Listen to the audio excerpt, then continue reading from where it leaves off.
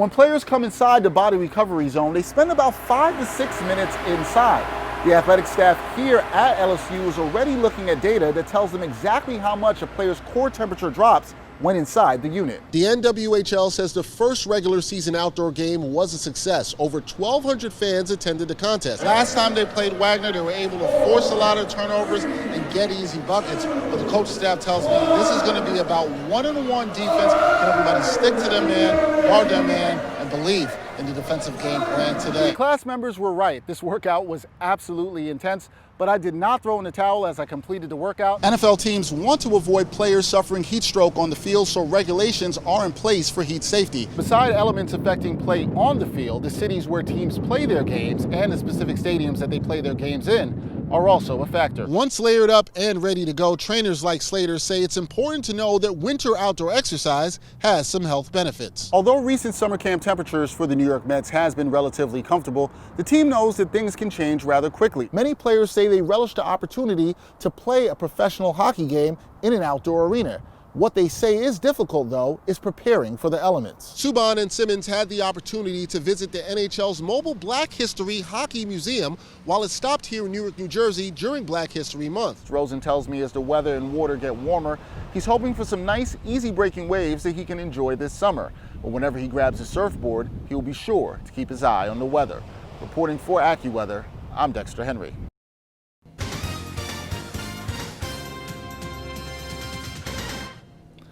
Hi, I'm Dexter Henry with News 12 Brooklyn Sports, and if you love basketball, then tonight's show is full of highlights from the hardwood.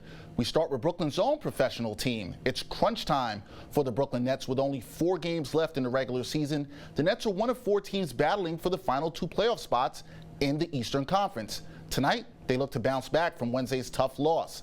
Nets hosting the Washington Wizards. The truth is back in the building, and early on, it was all Brooklyn. Here's Darren Williams driving to the paint, 6th dish to Thaddeus Young for the score. Nets up 17 after 1, second quarter. Bojan Bogdanovic showing the range from the corner, knocks down the open 3. He was hot from downtown all night in the second half. Brooklyn displaying great ball movement here, working the ball around. Finally, Bogdanovic again from downtown. He was 6 of 6 from beyond the arc for the rookie, 22 points off the bench. Nets win 117-80. When Bogey could go 7 for 12 and 6 for 6 from the three-point line, we love it. I think if he had made his layups, he might have been perfect for the night. But we played well, and we move on to the next game. Eagle Academy 2, the top seed in the PSEL B playoffs. They've got FDA to 3rd in the semifinals. Second quarter, Eagle in trouble, down double digits. Detana Mixon gets a 3 to go. He chips into the deficit.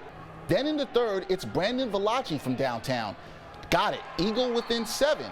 However, FDA was just too much to handle. Eagle would never get closer than 5. FDA too strong attacking the paint all day. Their season ends 2 wins short of a title, 72-62. To see them walk off the court right now, I'm very proud of them. Of course, this moment hurts because we had high expectations of the team, but I'm very proud of them, and I think a lot of them have great pieces. In a semifinal action, Anthony Munson and Bedford looking to avenge their only loss of the season against Springfield Gardens. First quarter, Munson attacks the rim, gets up to throw down, Bedford up 2. Later, Travis Wigfall makes the defense pay with a 3-point bomb. That increases their lead to 7 points. And in the second quarter, Munson at work again, this time with a jumper, puts Bedford up 30-28. That was the score at the half. But Bedford will fall again at Springfield Gardens, 58-56. After falling 1 win short of the first NCAA men's tournament berth in school history, St. Francis basketball has a shot at redemption. The women's team reached the conference championship game Sunday with a chance to go to the big dance. Standing in their way, Robert Morris, the same school that took the trophy from the men. Tight game early on, but St. Francis closes the first half strong. Sarah Benedetti gets the shot to fall here. St. Francis up 3 at the break. SFC keeps it going in the second half. Here, Benedetti drains one from downtown. 29 points for the senior. The Terriers will continue to ride the hot hand. Later, she drains one from NBA range to put the game away. And for the first time in school history, the St. Francis women are going dancing 77-62. To have that many people there watching us and following us and to play so well with so much on the line was just a tremendous feeling. 20 years from now, when the girls are at each other's weddings, they'll be talking about going to the NCAA. The Terriers will play UConn in the first round of the NCAA tournament next weekend as they look to continue their magical run. That's a wrap for Sports Tonight. This is Dexter Henry for News 12 Brooklyn Sports. Bright and early on a summer morning in New York City, a group of workout warriors are already active. Sports performance studio Tone House is bringing the gym to East River Park. Once we were allowed to go outside, Cuomo allowed us to go outside to up to 50 people outside. That's when we decided to bring the outdoor workouts back. To allow people to fresh air, to run, work on their respiratory system some more. Here we go, face the FDR. Alonzo Wilson, founder and director of training at Tone House, says his studio adapted once the COVID-19 pandemic forced gyms to shut down.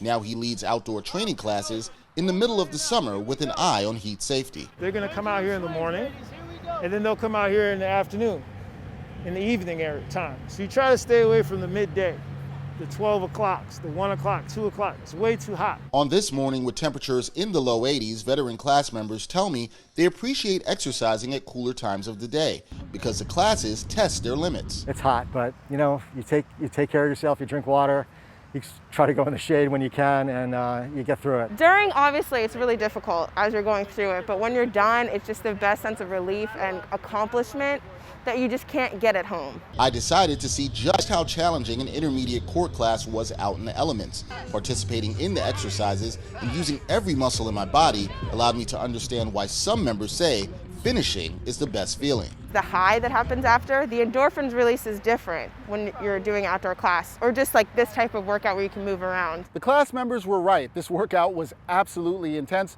but I did not throw in the towel as I completed the workout. And one of the things I learned about these Tone House classes is that there's only one weather condition that can stop these outdoor workouts. If there's lightning out there, we won't practice. If there's rain out here, guess what? We're still out here. Only thing that stops us is lightning. Tone House tells me they are excited about the future of outdoor workout classes. And if the pandemic continues into the winter months, they will be ready. If there's snow, you're going to see us out here with snow gloves on, a coat, and we'll be banging it out. Because it's sports performance. It's sports. It's what it is. People will dress appropriately, and I'm gonna give it a try. If we can't get back inside, I'll keep coming as long as I can, and we'll just adapt to the weather. Who's else? Who's else? Awesome job, you guys. Happy Wednesday. Reporting in New York City for Accuweather, I'm Dexter Henry.